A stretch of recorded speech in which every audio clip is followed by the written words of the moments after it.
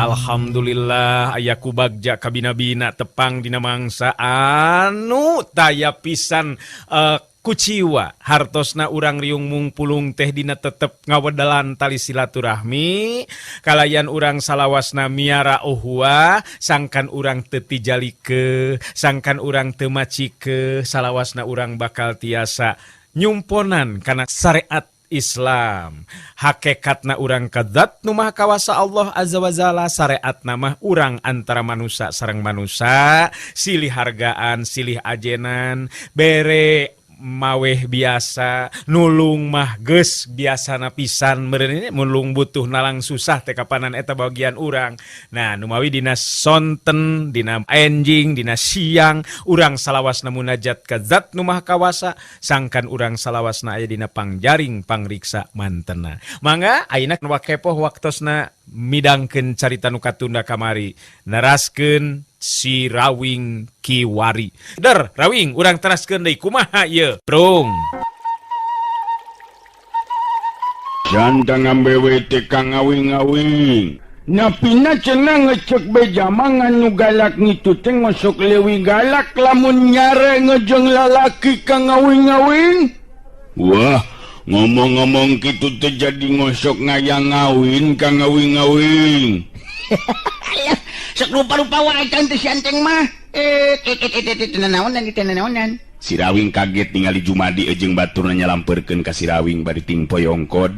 Di barung jeung ngasongkeun dampaleungeun ngajak sasalaman sikep nu kacida pisan hormatna, malah Jumadi kadenge nyarita. Akang nuhunkeun kana pitulung nari sugan teh lain jang Rawing teh ieu teh. Upama seug teh ditulungan duka ting kumaha nasib akang dua anuhun Rawing. Akang bener-bener ngarasa kahutangan budi. Kalau popoyongkodan kitu Kang. Kuring malain raja yo, jok kitu poyongkod kitu ih. Biasa Kang Jumadi, sok nangtung aja ah. Arajeg. Kir kabeneran pugoge bieu mah jeung nya deui sari langkingna terus kabur sieun terus bogoheun meureunan ka kuring. Kitu teh Kang. Jumadi jeung saurang baturna jadi era sorangan ku sikepna si Rawing. Tetela jalmana teu hayang diugung-ugung sigana teh teu lila Jumadi nyarita deui. Akang ge puguh teu nyangka bakal panggih di dieu jeung si sari langking anu geus mikat atau nu geus mikat adi akang ge jaka ngaran Jumara anu nepikeun ka hanteuna pisan lantaran kumaha atuh nya susah nyaritakeunana Ji Rawing sabab si sari langking kawilang awewe anu muhit ilmu setan geus loba jajakan jadi korban jadi mangsa dirina nu ngumbar asmara ari Kang Jumadi gimana gitu asal teh jeung geus wawu jeung sari langking di urang mana teh sari langking teh si Banteng Wulung eta nanti ateuleun sigana teh bibirna lamun teu milu ngomong ngenyang enta teh randang atawa masih keneh marawan gelis misan geuningan nyangan ninggalin nama ngawakna ngoge ngeusi ngejeng mengker sigana teh. Nah eta masih Anteng ngeceng kasih langking, aduh karunya teuingnya lamun nyaho ngeceng kitu mah ku akang tadi ditewak meureun Teng. Cikumah terangkeun ka kuring Kang Jumadi. Lamun ngukur kana umur masa benerna sari langking teh geus kawilang awewe kolot nu geus rek nini-nini Rawing. Ngan manehna oge aji kajayaan boga aji kajayaan. Ari karesepna nyata ngumbar nafsu birahi ka lalaki ngora atawa jajaka. Cek beja mapikeun kalanggungan atau kalanggengan aji kajayaanana. Akang jeung sari langking teh sarua datang ti tatara kulon da puguh eta sari langking teh urut pamajikanana Ki Buyut Ireng. Ngadengi ngaran Ki Buyut Ireng disebut-sebut si Rawing kereung puguh kaget meureunnan sabab sari langking anu tadi tarung jeung manehna teh urut pamajikanana Ki Buyut Ireng. Si Rawing jadi beuki panasaran hatena terus nanya deui. Jadi penasaran ya. Jadi sari langking teh kungsi jadi pamajikanna Ki Buyut Ireng. Aduh, nya atuh geus kolot lamun ngukur kana umur mah. Ngan eta bet sigawan oja keneh we nya. Paingan atuh ari boga ilmu kajayaan mah terus jeung Kang Jumadi aya urusan naon tah? Jumara adi akang teh dipikat ku si sari langking. Sigana bae abong jajakan kurang wiwaha manehna teu kuat imbangan nafsu setan si Sari Langking. Geus saminggu meuneunan cicing di imahna si Sari Langking. Waktu ku akang diteang geus ajal eueuh nyawaan dina kayan sepak pias haropak lir upama eueuh getihan. Sedengkeun si Sari Langking nanurutkeun beja indit ka Gunung Halimun pikeun neangan kembang pancawarna. Atuh akang teh jadi panasaran kabeneran di akang oge boga tujuan anu sarua. Sabab akang dibejaan ku anu jadi guru pikeun kasalamatan jeung nanjeurna paguron watu jaga kudu boga kembang pancawarna kitu teh Rawing. Si Rawing ngaredet ka si Banteng Bulung bae jarita. Duh lah, aing jadi loba nu ka Gunung Halimun lamun kieu mah teh yo. Ayo ka Gunung Halimun. Aduh, jadi loba nu ka Gunung Halimun dengan pemang pancawarna. Aduh, kabeh satujuan di teng hayang metik kembang pancawarna, sedengkeun cek beja tak kembang dengan hiji-hijina. Kumaha ngapi milikna nya? Jubadi netep antep ka si Rawing. Bari harita kedal di lisan. Nah, Rawing satujuan deui erek nuju ka Gunung Halimun. Atuh lamun kitu mah meureunnan kabeneran, sabab pikeun akang suka keneh kembang pancawarna beunang ku Rawing, batan beunang kapimilik ku si Sari Langking iblis awewena. Anu tangtu bakal jadi indung rurusu bibit rurujit beuki ngagalur sakarep ingsun meureunnan. Jumadi kacida ceceubna sigana teh ka Sari Langking.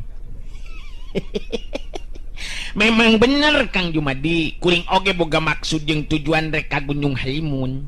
Kalawan harapan bisa menangkeun kembang pancawarna deui.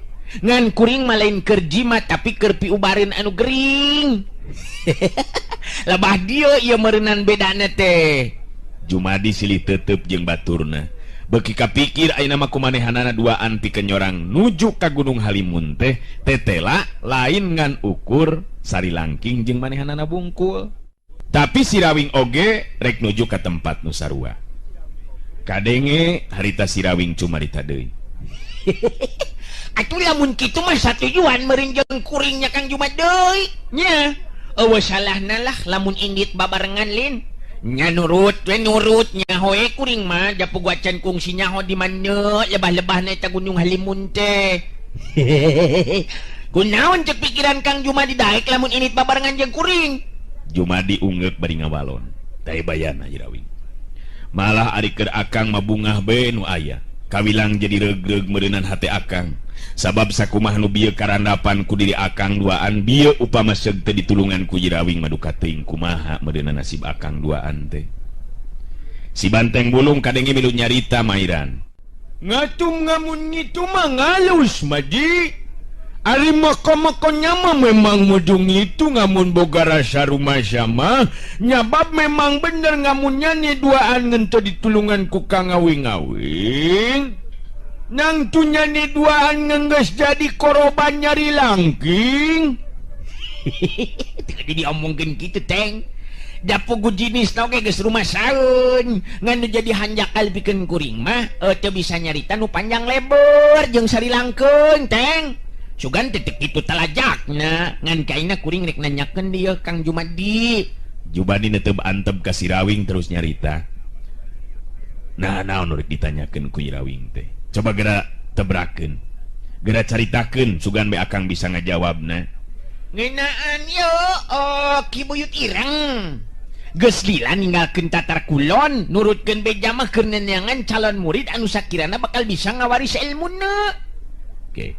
Ari Sari Langking pangnanepikeun ka bisa nyangking pangarti ilmu tandang maruta teh ti saha eta teh.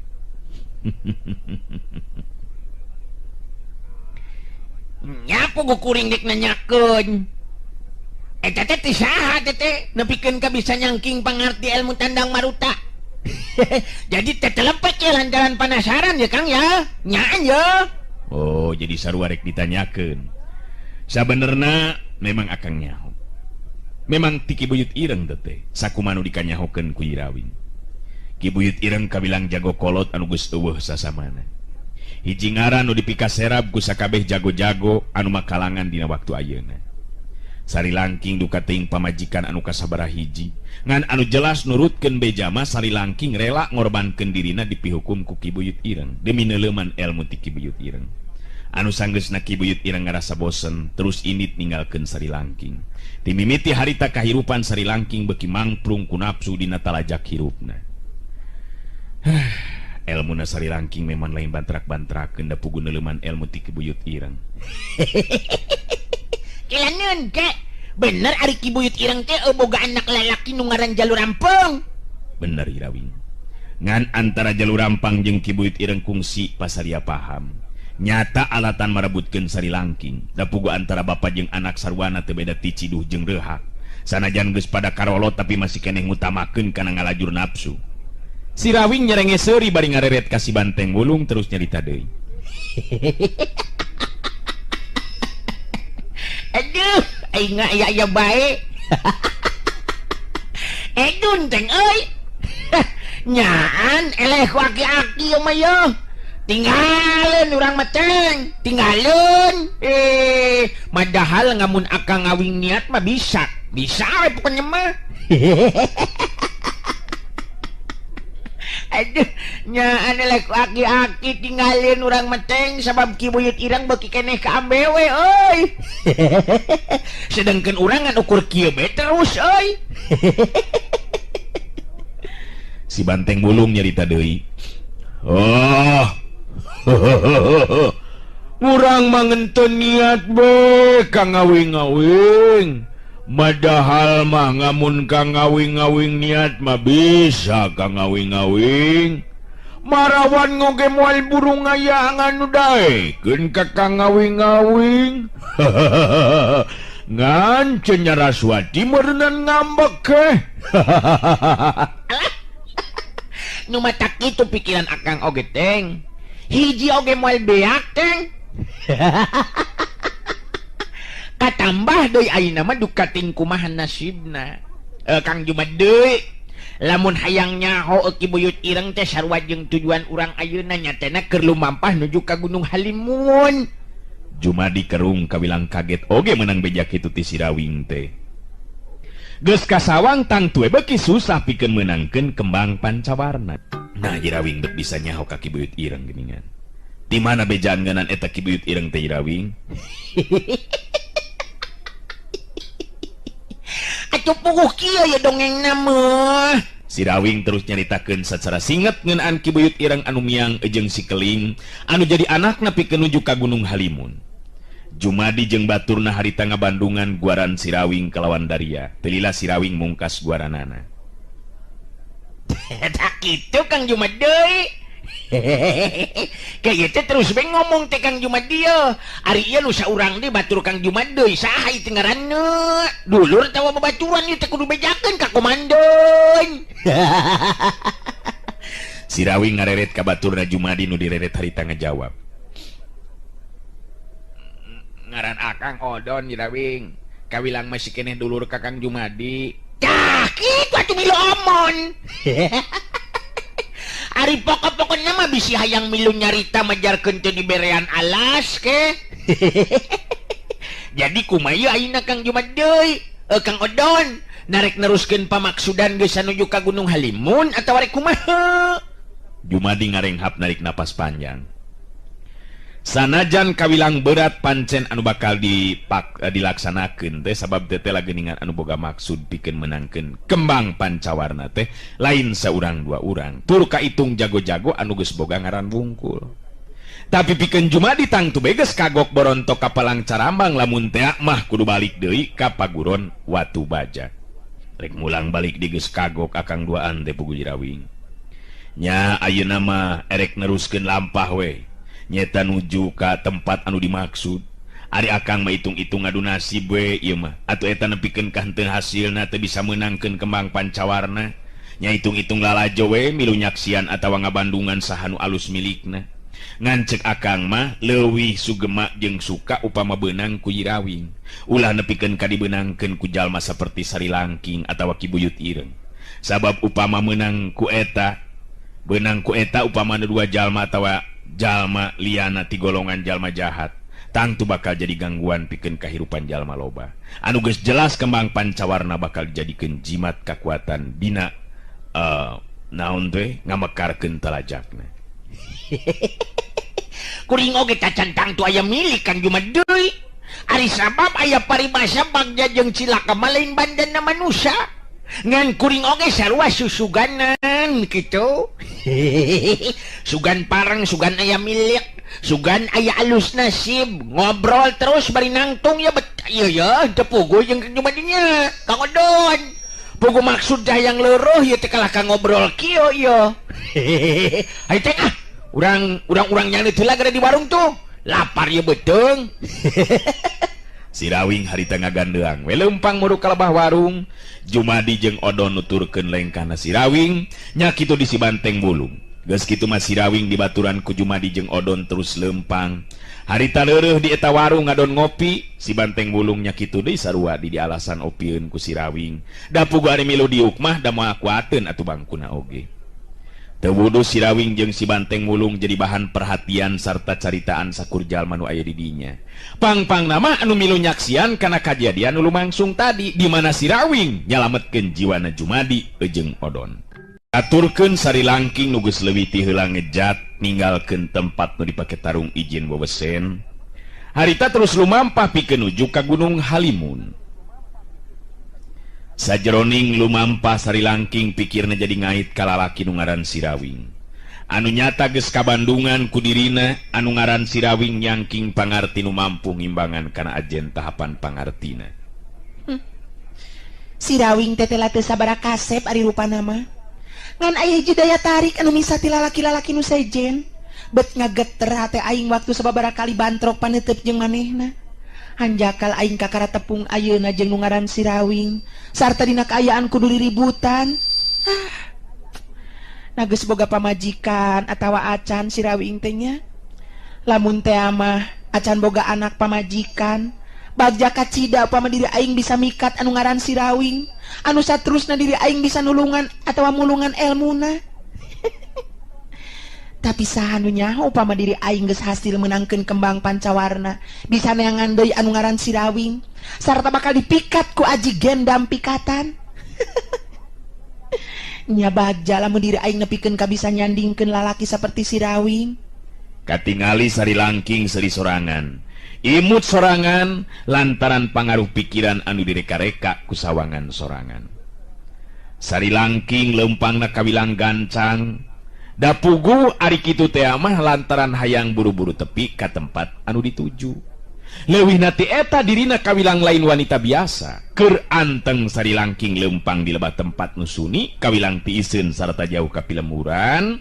Sanajan jarakna masih keneh jauh tapi sari langking geus bisa nganyahoankeun yen di lebah jajalaneun anu bakal dililiwatanana katingali aya lalaki duaan anu keur leureuh diuk dina lahan di tatar atawa lahan datar malah bangun anu keur ngobrol.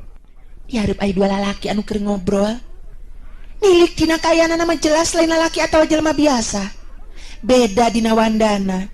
Leuwih hade aing nanyakeun ka eta dua jalma. Kudu ka mana jalan nu disorangsangkan tepi ka tempat tu dimaksud? Nyatana Gunung Halimun. Sari langking leumpang beri gancang. Sedangkeun anu keur diuk leureum harita manehna oge bisa nganyahoankeun kalebah sari langking anu keur leumpang. Lalaki nu kawilang ora keneh ngan jembros bewos godeg jeung jangotan harita nyarita ka lalaki kolot anu saurang deui. Ki Jaro, aya awewe ngora leumpang ka dieukeun. Nilik dina leumpang jeung bajuna mah jelas lain awewe biasa Ki Jaro. Nah sahanya.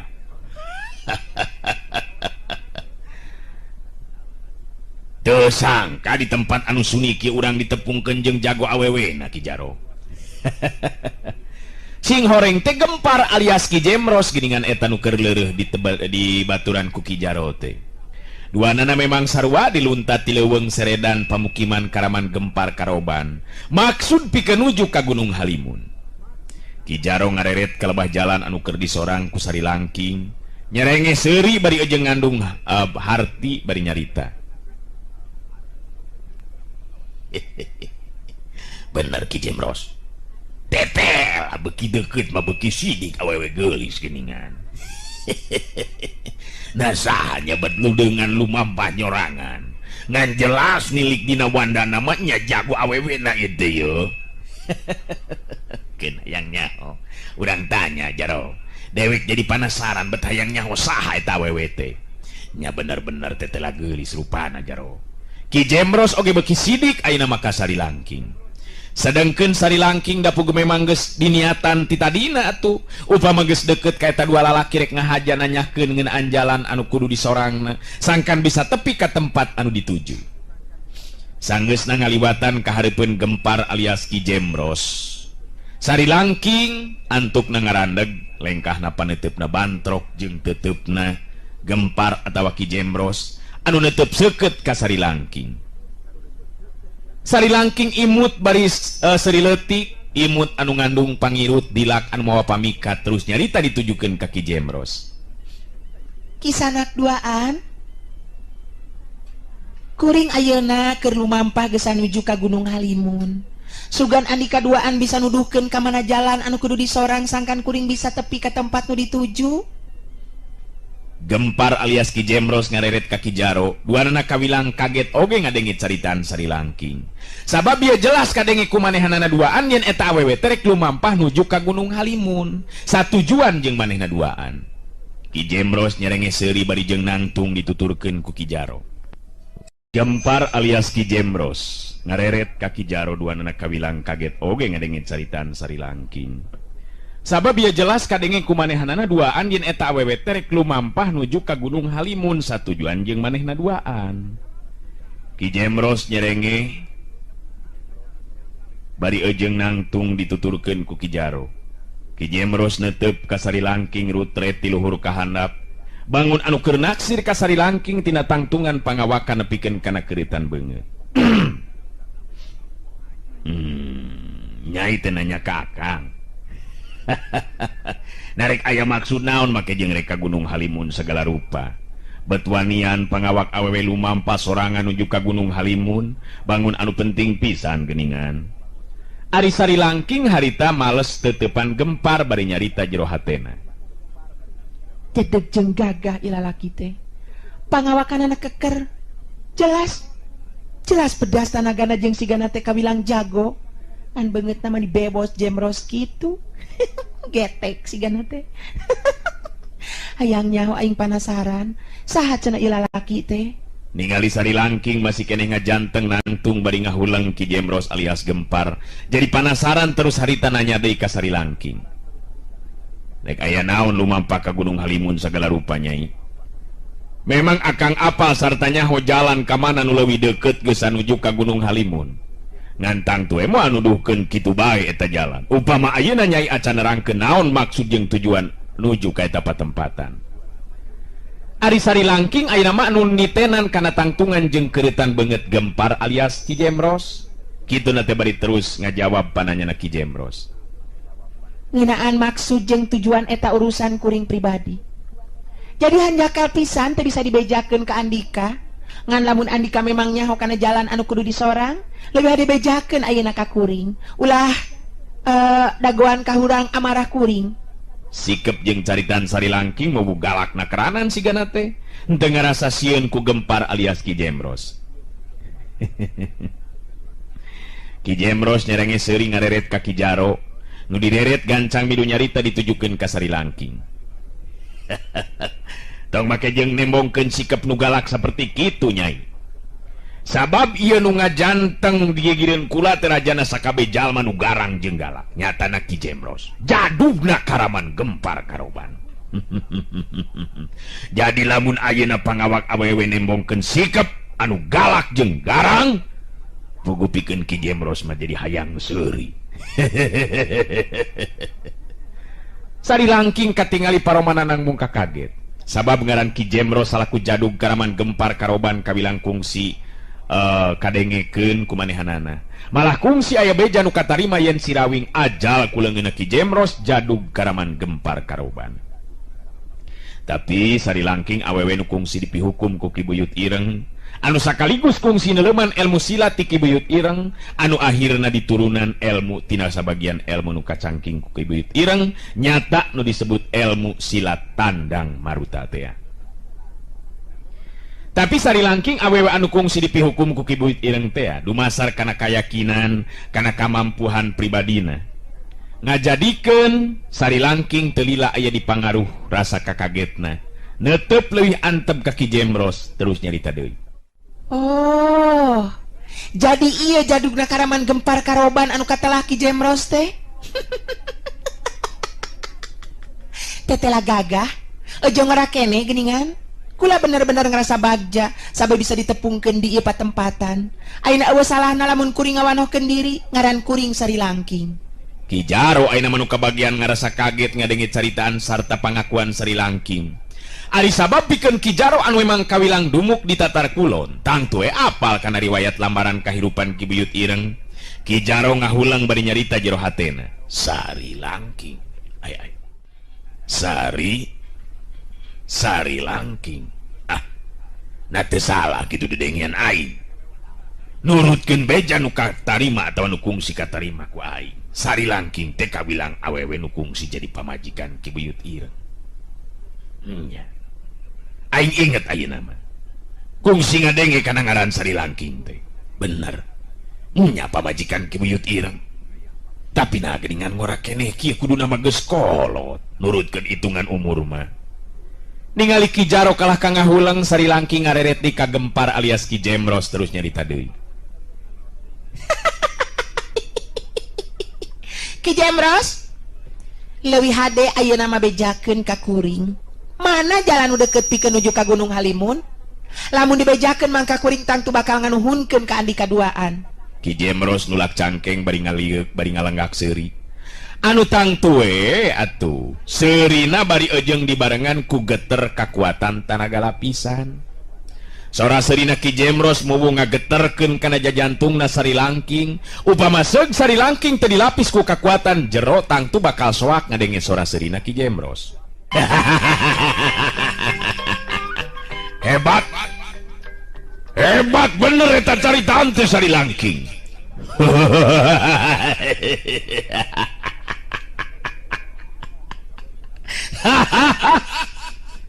Nanya bari jeung dibarengan ku sikep anu lieur upama ngancam. Ngancam ka jadugna karaman gempar karoban. Bener dunya geus tibalik. Sabab aya awewe nu sikep jeung caritana leuwih ti lalaki. Wanian bikang-bikang ngomong kitu ka dewek. Sari Langking katingali paromanana jadi robah. Kasinggung hatena ku sikep jeung caritaan Ki Jemros nu kurang ngajenan ka dirina, nu sok padahal nurutkeun pangrasana mah dirina teh lain awewe biasa. Tumuwuh perasaan hayang ngajajal kana ajen tahapan pangartina Ki Jemros, jadugna karaman gempar karoban. Andika bener-bener nyari talir upama nu kurang pangajen ka diri kuring Jemros. Si Sari Langking lain awewe biasa nu gampang dihina sarta disaruakeun jeung wanita biasa. Lebah dia Andika kudu ngarti. Si Sari Langking teu ngarasa seber sanajan adu hareupan jeung jadugna karaman. Ki Jaro Noel kana leungeun Ki Jemros bari nyarita lalaunan. Awas. Kade hati-hati Ki Jemros. Kula kungsi ngadengi ieu ngaran Sari Langking teh lamun teu salama kungsi jadi pamajikanana si Buyut Ireng. Ngan kula kakara ayeuna nyaho jelemana nu ngaran Sari Langking.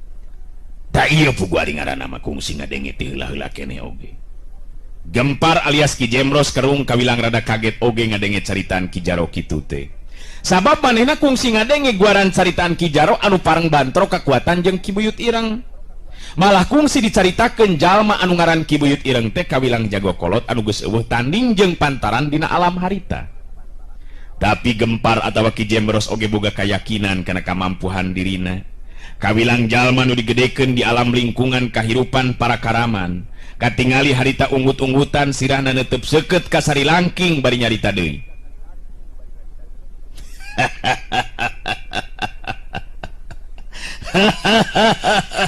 Jadi iya nu kungsi jadi pamajikanana Ki Buyut Ireng teh. Bagja teh meunang nyai. Lamun kitu mah kawilang awewe nu ngarasa boga pangarti meureunna nya. Syukur ayeuna urang ditepungkeun. Terus terang ayeuna dewek bakal nyarita. Bieu nanyakeun pikeun nuju ka Gunung Halimun, tetela lamun kitu mah urang satujuan. Sabab dewek duaan oge memang bakal nuju ka eta patempatan. Waktosna geuning seep. Urang cekapkeun dugi ka dewe latunya. Acara dongeng kiwari kapihatur ku Wakepoh Kiwari neraskeun carios Si Rawing Kiwari. Hatur nuhun, permios.